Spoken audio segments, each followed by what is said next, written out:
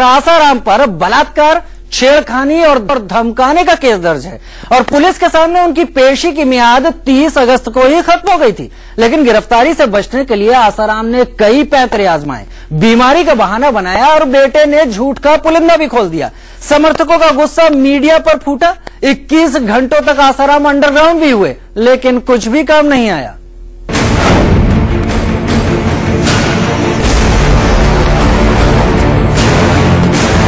Case दर्ज होने के बाद आसाराम सीना चौड़ा कर मुझ पर ताव देकर ये जताने की कोशिश करते रहे कि उन्होंने वाकई कुछ नहीं किया, बल्कि फंसाए जा रहे हैं। प्रभाव की ऐसी तैसी, दुख की ऐसी तैसी, बेचैनी की ऐसी तैसी, हम हैं अपने आप हर परिस्थिति के बाहर जा। लेकिन आसाराम का ये फरेब भी फुस हो गया। जोधपुर पुलिस ने 30 तारीख की डेडलाइन तय कर दी।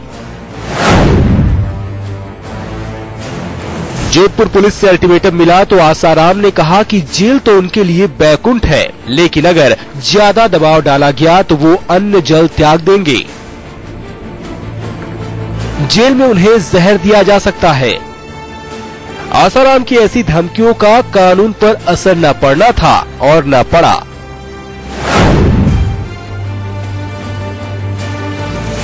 – 30 अगस्त को आसाराम ने गुजरात हाईकोर्ट में ट्रांजिट जमानत की अर्जी दाखिल की, लेकिन गुजरात हाईकोर्ट ने दावे को कमजोर बताया तो आसाराम ने अपनी अर्जी वापस ले ली। शुक्रवार शाम होते होते आसाराम भोपाल एयरपोर्ट पर फ्लाइट पकड़ने गए और फ्लाइट छूट गई। मीडिया ने सवाल पूछे तो मारपीट हुई। आसाराम गुपचुप तरीके से एयरपोर्ट से निकल गए। मारपीट की इस आड़ में आसाराम निकल भागे और तब तक उनके बारे में अटकलें गर्म रही, जब तक इंदौर में शनिवार शाम 4 बजे के आसपास ये बता नहीं दिया गया कि आसाराम इंदौर आश्रम में ही है। इस वक्त तक जोधपुर पुलिस आश्रम पहुंच चुकी थी। 31 अगस्त को शाम होते होते आसाराम ने अपने समर्थकों की भारी फौज इंदौर आश्रम के बाहर जुटा ली, लेकिन ये घेरा भी काम नहीं आ सका और पुलिसिया इंतजाम ने समर्थकों के मंसूबों पर पानी फेर दिया। 31 अगस्त को ही शाम 5 बजे आसाराम के बेटे नारायण साईं मीडिया के सामने आए। कहा, आसाराम की तबीयत खराब है, उन्हें आराम की डॉक्टरी सलाह दी गई है और कहीं आना जाना उनके लिए मना हो गया है। लेकिन आसाराम का ये फरेब भी फुस हो गया।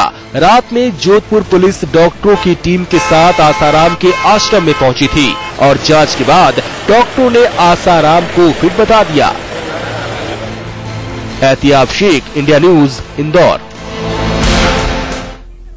तो हम अब आपको बताना चाहेंगे ग्राफिक्स के जरिए कि किस तरीके से आसाराम को इंदौर से जोधपुर लाया जाएगा।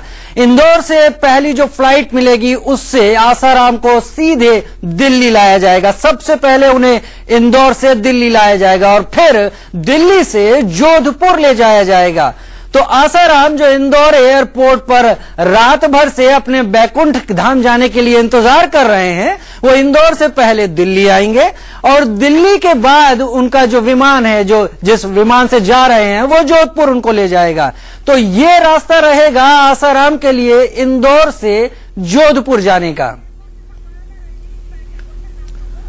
हमारे साथ संवाददाता रजनीश हैं दिल्ली एयरपोर्ट से। रजनीश, जिस तरीके के हालात आसाराम की गिरफ्तारी के बाद बनते रहे हैं, उनके समर्थकों ने क्या नहीं किया, हंगामे कर दिए। क्या दिल्ली एयरपोर्ट पर ऐसी कोई स्थिति आपको लग रही है? क्या कुछ अंदेशा है वहां पर कि समर्थक वहां भी इकट्ठा हो जाएंगे? देखिए राजीव, अभी तक की अगर बात की जाए तो अभी तक दिल्ली एयरपोर्ट पे जो यहाँ पे अराइवल है, जो फ्लाइट जो आनी है यहाँ पे इंदौर से दिल्ली आनी है, उसको देखते हुए यहाँ पे जो 2 गेट है वहां पे जो है सुरक्षा व्यवस्था जिस तरीके से रोजाना होती है वो यहाँ पे इस समय है। लेकिन अगर समर्थकों की बात की जाए तो अभी तक कोई समर्थक आसाराम का यहाँ पे नहीं देखा गया है। लेकिन बावजूद इसके जिस तरीके से एयरपोर्ट है तो अपने आप में सुरक्षा व्यवस्था चौबंद है। लेकिन फिलहाल अभी तक की अगर बात करूं तो अभी तक कोई भी जो आसाराम का समर्थक है वो एयरपोर्ट पे दिखाई नहीं दिया गया है। जी।